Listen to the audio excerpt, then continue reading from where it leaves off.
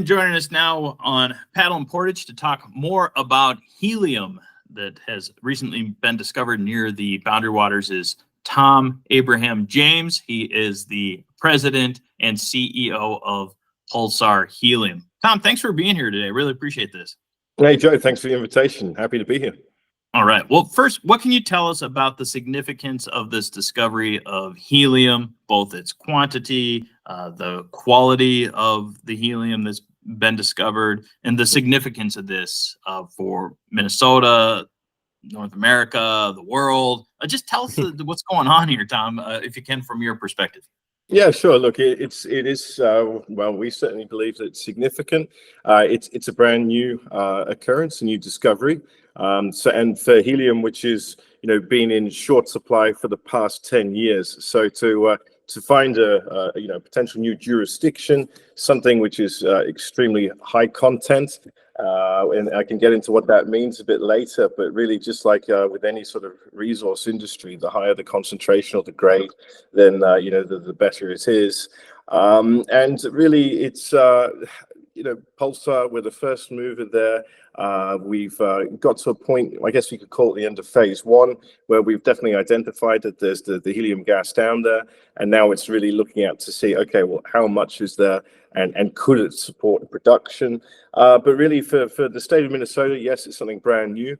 I see it as a great opportunity for the state and the local community because there really is because it's so new, it could really start up potentially a new industry, which is pretty cool. For the state as well, there are quite a few end users of helium in Minnesota, so they could certainly benefit from that.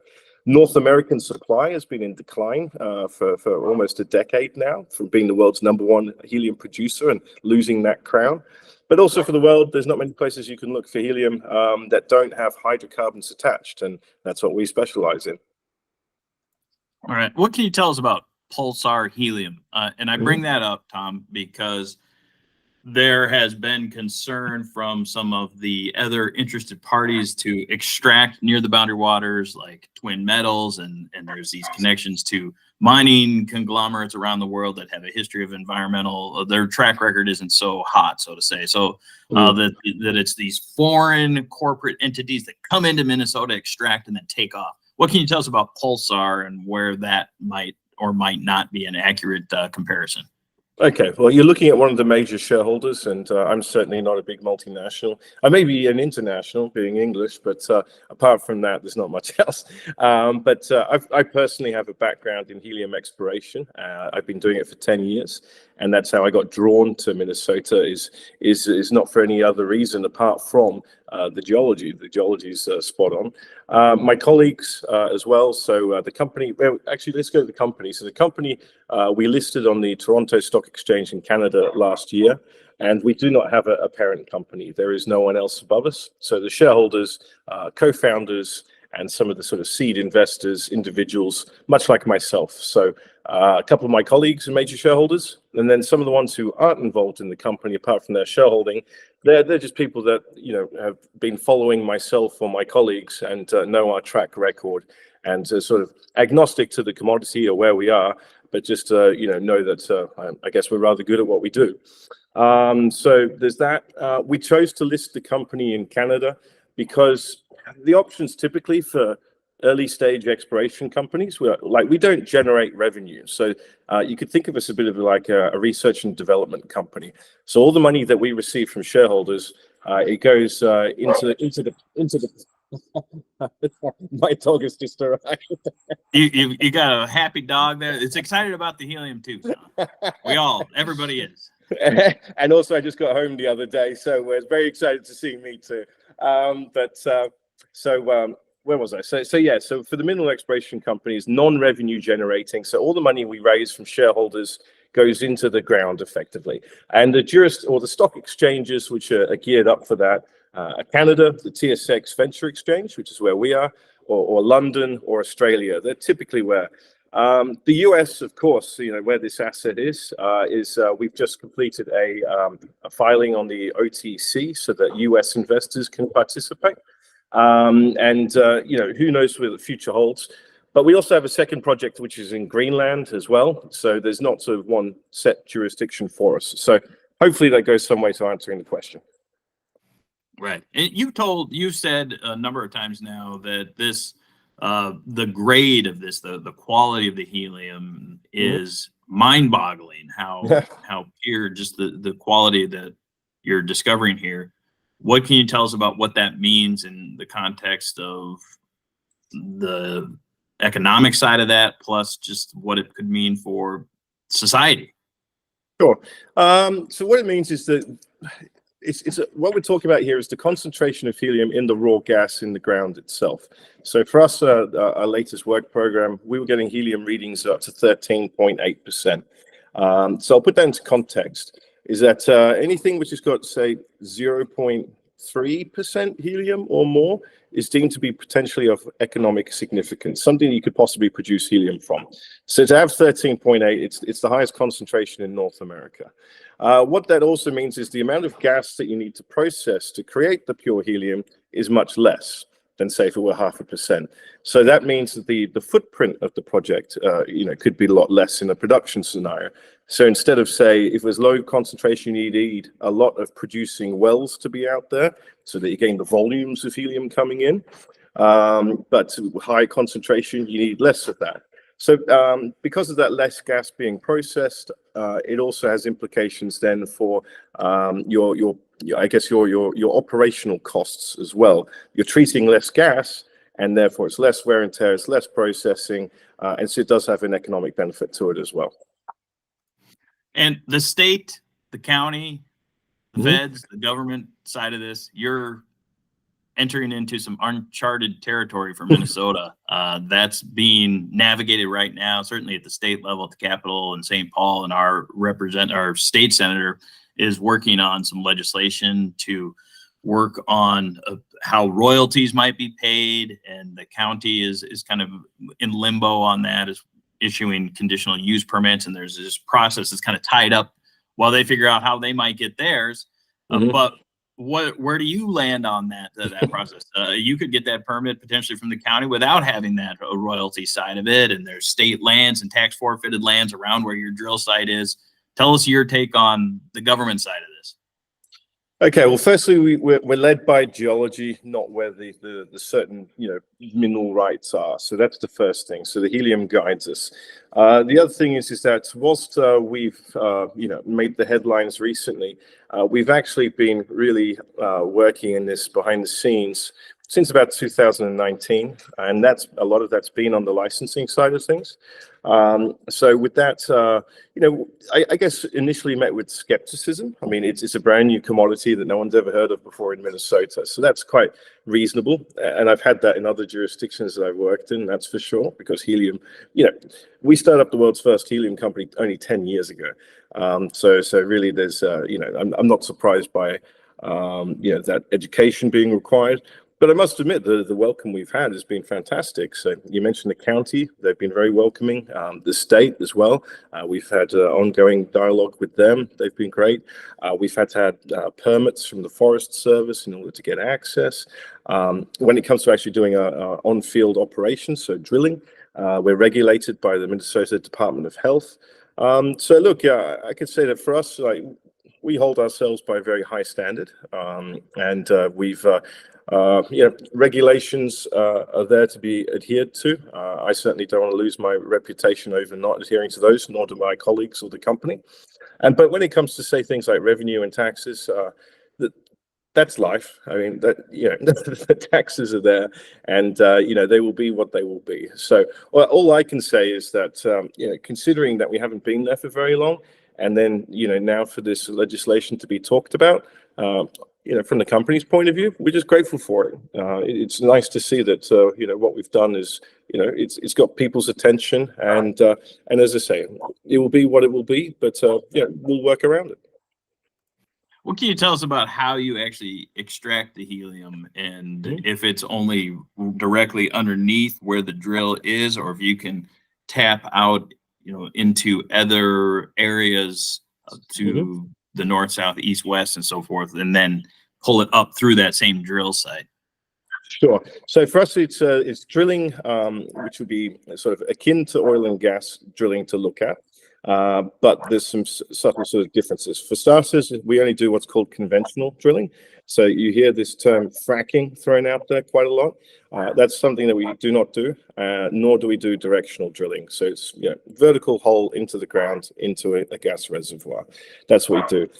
In terms of then with the one key thing that we do, and that also the regulators involved in, is if there's a water table present, to make sure that we do not interact with that water table. So what we do is it's a bit like a telescopic drill hole. So you drill down a certain diameter, and then so we went down to 90 feet, and then that then is cemented in that sort of steel casing there. So if there is an aquifer that's present, then it is sealed off. Then you go down to a narrower diameter, and then you drill down. So, if there's any gas or anything or mud or whatever it may be, it's not going to go up and interact with that water table. The next thing is with sometimes with drilling, you have to use different additives. These could be for, bringing up drill cuttings. So you've got this coarse sort of stand-like material. Sometimes it's hard to get up. So everything that we used is food grade. So there's no chemicals, it's organic material. So it could be things like clay, it could be sawdust or wood chips. That's what we use. So there's that too. In terms of then what would it look like in, say, a production scenario, you would then have a well, a hole, and then the gas voluntarily comes up, a bit like cracking a soda can, all the bubbles fly up to surface.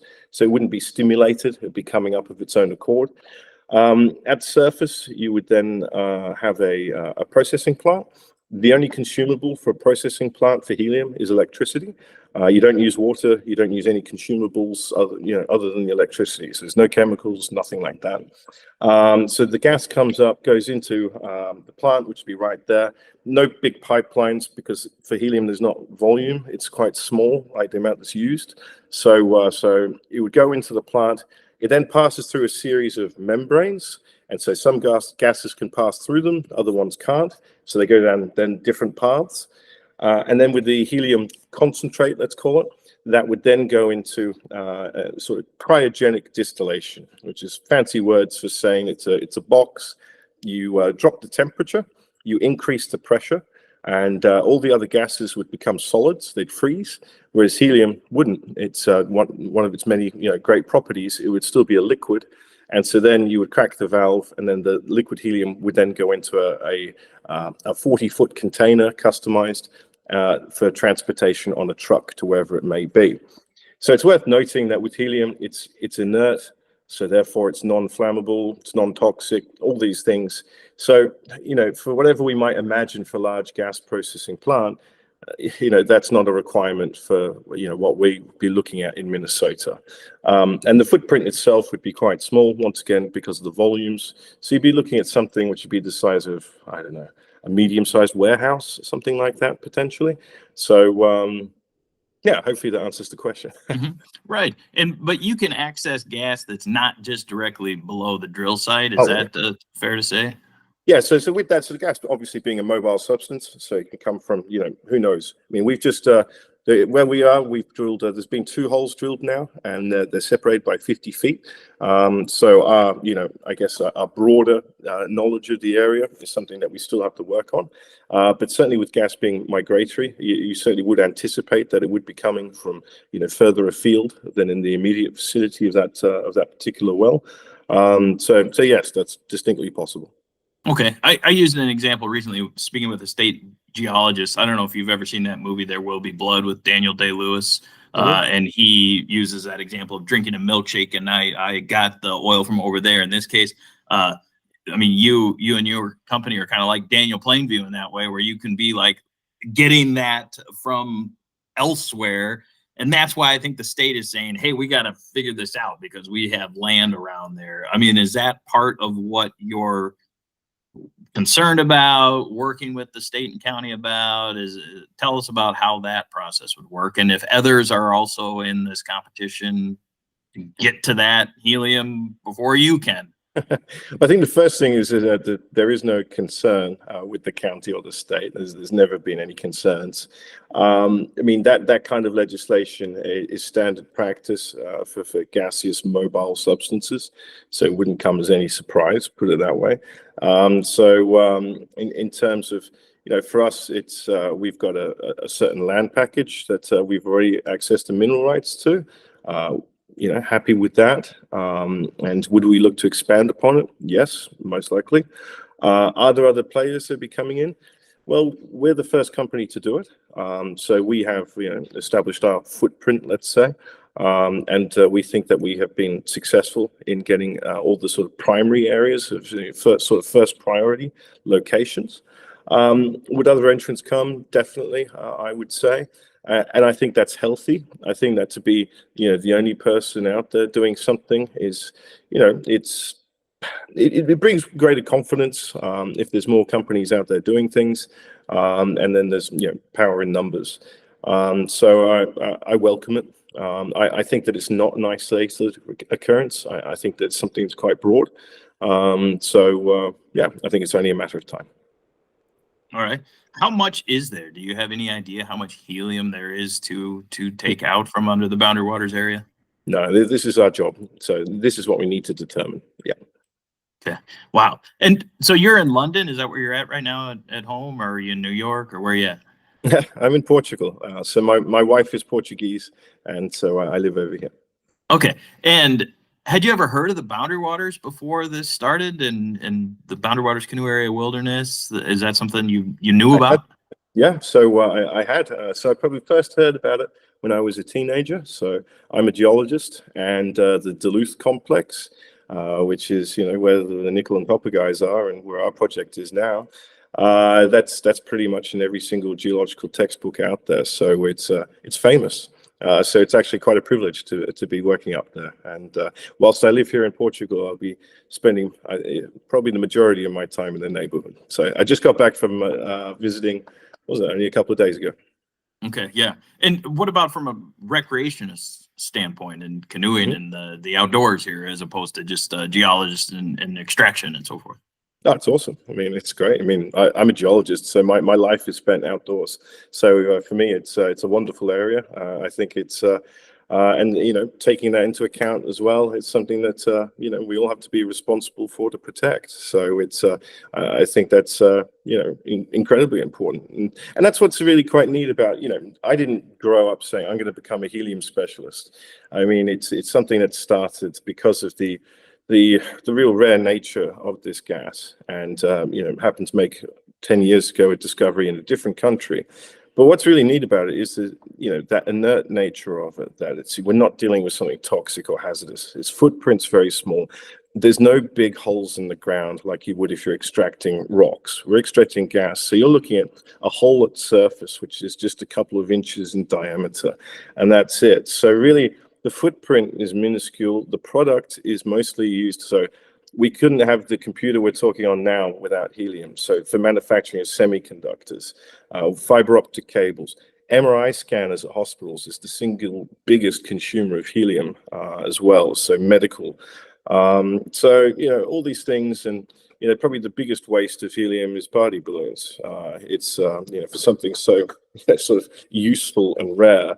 It's a bit of a waste. So, for all these reasons, hopefully that passes on to your audience that, it's, we'd be very respectful and will continue to be respectful of the area that we work. So, is there any environmental, other than the small incision into the earth that you're talking about, and having to build things to extract it and export and so forth? Are there environmental consequences, byproduct gas or water that would be used, electricity? I mean, tell us, are there environmental impacts from extracting helium? So the consumable is electricity. So we would get that from the local grid, would be our intention, that's for sure. You mentioned water.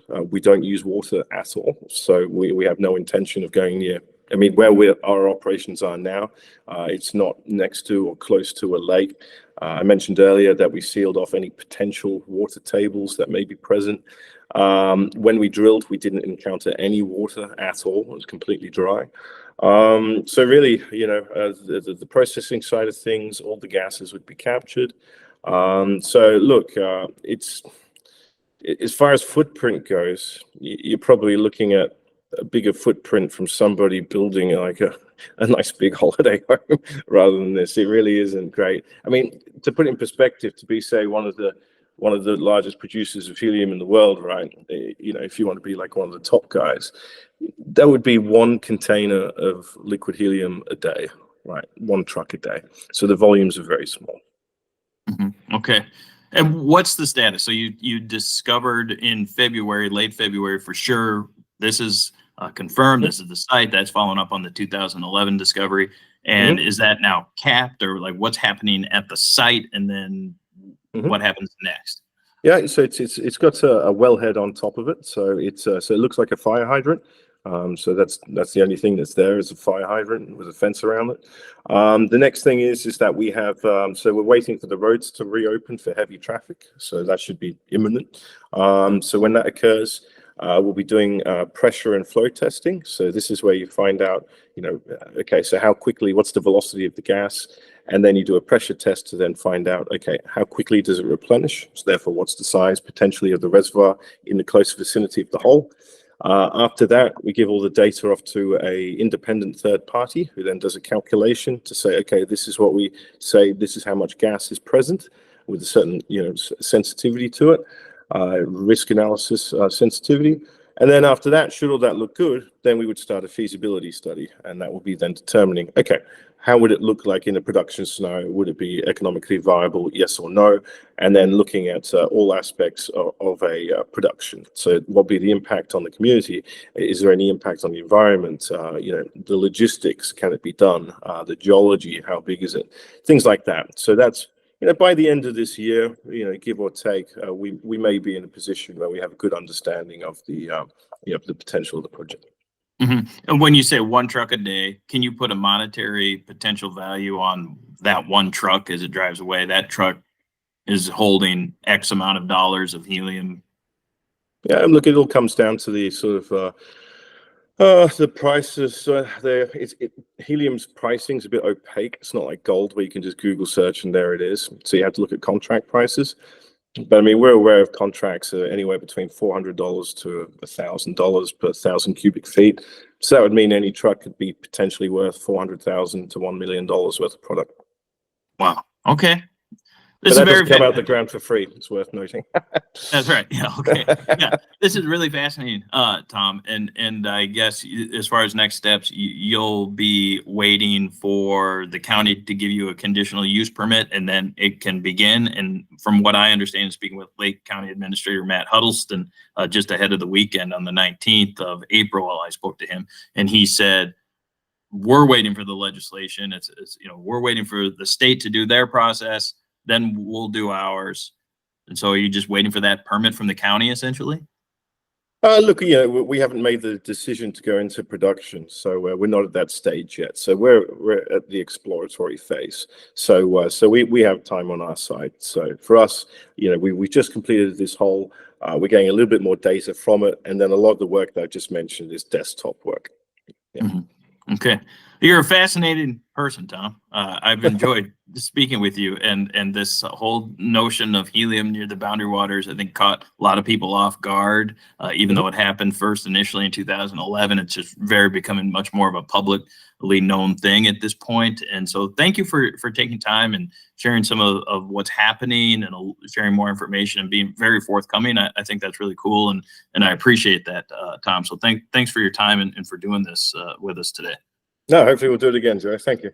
All right. We're speaking with Tom Abraham James. He's the president and CEO of Pulsar Helium. Thank you, Tom. Thanks, Joe.